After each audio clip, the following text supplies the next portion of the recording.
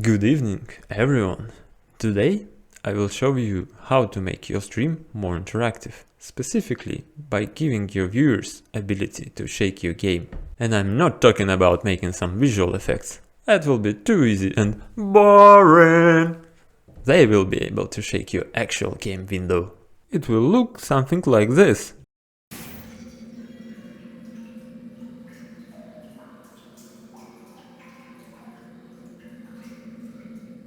I will show you how to achieve this using a tool called Untitled. I hope it's the correct way to pronounce its name. I will put the links to where you can download it and for documentation into the description. Untitled is a simple scripting tool for using Windows API. Oh, did I mention that this tutorial is Windows only? No? Well, now I did. Main limitation of this method is that your game must be in window mode. Doing that with full-screen games requires a more complicated method. You can use native resolution with borderless mode, but it looks messy.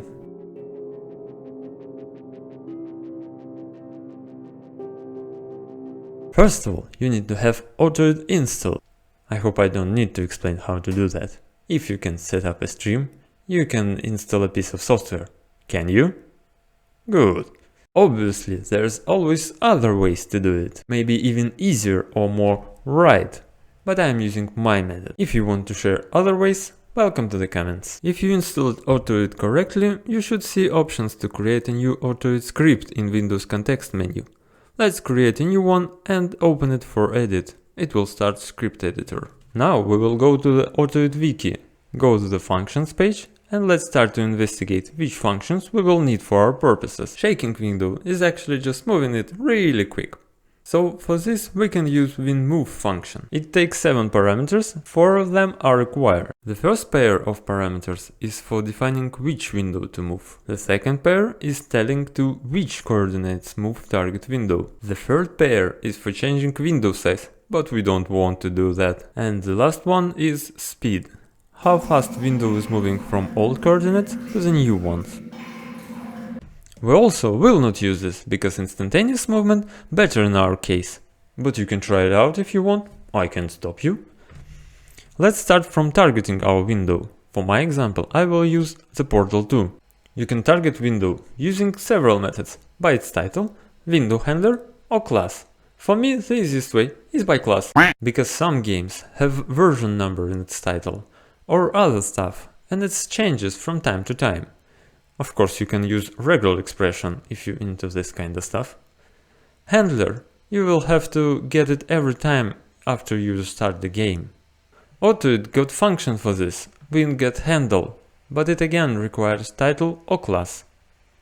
For getting window class, Untitled equipped with a handy tool called WindowInfo. Let's start it. Inside you will see a bunch of fields and a finder tool. You can see a little crosshair. You need to drag and drop it on your game window. It will populate the fields. We need one field, class, from basic window info. Now we will copy this class and go back to our script and try out simple move. Let's type out our function and first parameter. It requires special notation. Okay, the second will be blank. For third and fourth, we will just use arbitrary numbers for now. Now we will save our script and run it. You can run it either from top menu tools, then click go, or just press F5 on keyboard. And our window changed its position. It would be nice if this function accepted not coordinates, but amount to move. But we don't live in a perfect world, so we have to make a workaround. We need to know the position of the game and constantly change it on some volume. To get the position of the window, we will use winGetPose function. As usual, we need target window. We already have class, so we will make a variable and store it in it. Now we can use it anywhere and dynamically change it when we use it with different games. Now we need to set amount of movement. Let's use something like 50. Let's check that everything still works. For now we're just moving it one time. Let's make it move more. For this we will need to create a loop. A syntax of loops you can find in Untitled wiki under tutorials on language tutorial page. We will use simple for next loop with hundreds iterations. Inside this loop we will move our window back and forth on the horizontal axis. For that we will need to add and subtract our shaken amount from the x coordinate. Ortoid got another handy function called mod. It just performs the modulus operation. We will tie it up with our iteration counter and divisor of 2. Now every iteration it will basically check if we got 1 or 0, and depending on that it will add or subtract our shake amount. Also, we need to add a little delay between iterations, so it doesn't fire all moving in one moment. Now sprinkle some random in it, so it doesn't look so dry, and add another win move after loop, to ensure that window always returns to its original position. And let's check what we've got.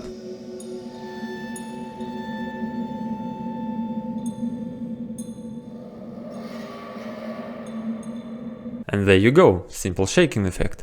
Now let's connect it to the Twitch channel point. I personally used streamer.bot, so I will show you how to make it using it. Start streamer.bot and go to Actions tab and add new action. In sub-actions add perform command, in command field insert path to Ortoid executable, in working directory path to your folder where you place your script, in the arguments name of your script file with extension, and save it. Now go to the channel points reward tab and add new channel reward.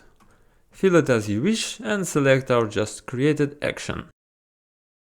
Now let's head to your creator dashboard and test it. Redeem your new reward and behold! Now your viewers can shake your actual game window. For different games, you just need to find its class and change it in the script. But I hope you are as lazy as I am. So we will continue and make that our game class will change with our game category on Twitch. For this, we will check our category when we start streaming and watch for any changes during the stream. Create new action. In sub-actions, we need Twitch's command get user info for target. We need source type to be variable, and variable must be broadcast username. It will pull broadcaster's data from Twitch and populate variables. We are interested in game variable, which holds category name. You also can use game ID. It's your choice. Also, you need to have some kind of dictionary of game and window class. You can create a variable for that in streamer.bot, but I prefer to have a separate text file, so let's create one. I will have 2 lines for now, one for Portal 2 and second for Don't Start Together. I'm separating the game name in its window class using a pipe character. Now let's go back to the streamer.bot and read lines from our file.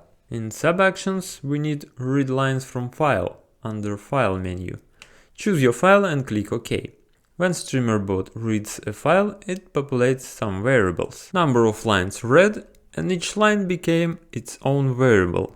Now we need to write some custom code. In this code we basically compare category grabbed from Twitch with our dictionary, and then create a new global variable with the current game class to use in other action. First we parse arguments which hold a line count and current Twitch category, then we iterate over the lines from our file. As you remember, I used a pipe character as separator between category and class.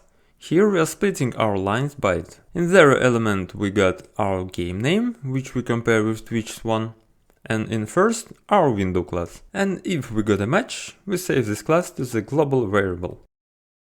Now we will go to our old action, read this variable and pass it to our script. We need global get comment from logic menu. Let's fill fields, and because I'm using non-persistent variable, uncheck this checkbox. Now we need to add our new argument in our old perform command sub-action. This way we are passing arguments to our script. Let's read them in it.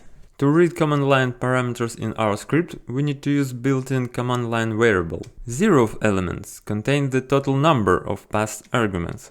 The arguments themselves start from the first element, so we need to use first one. Now we need to tie it with the stream start. Unfortunately, streamer.bot don't listen for stream online event, at least for now, so we can't trigger our action when the stream goes online on Twitch. We have to use OBS event stream started from OBS tab. Let's add this event and select our action. Now, after your stream started, it will check your Twitch category and set appropriate window class.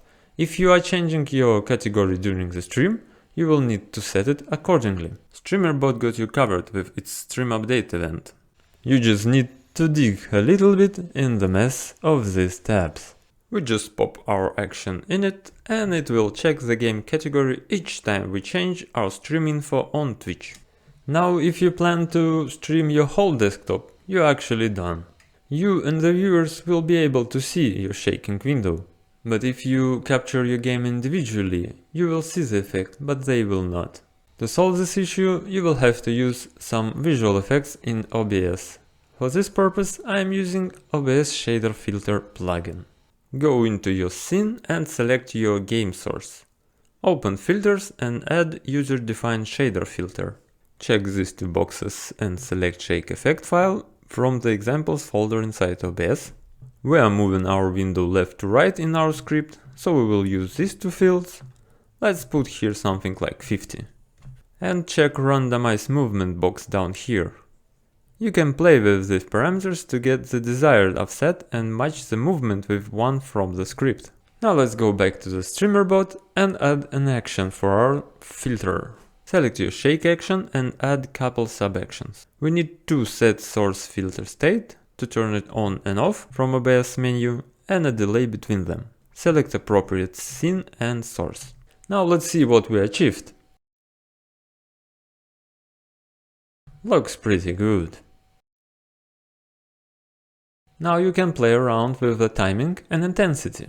To change duration, you need to change the amount of iterations and the sleep interval in the script, and delay for the filter. And for intensity of movement, scripts shake amount variable and filters parameters. I hope you liked this tutorial and you will find it handy and comprehensive. Now you are free to leave a comment about my awful English and how many mistakes I made. And don't forget to please the algorithm, subscribe and other stuff. Have a good evening and bye bye.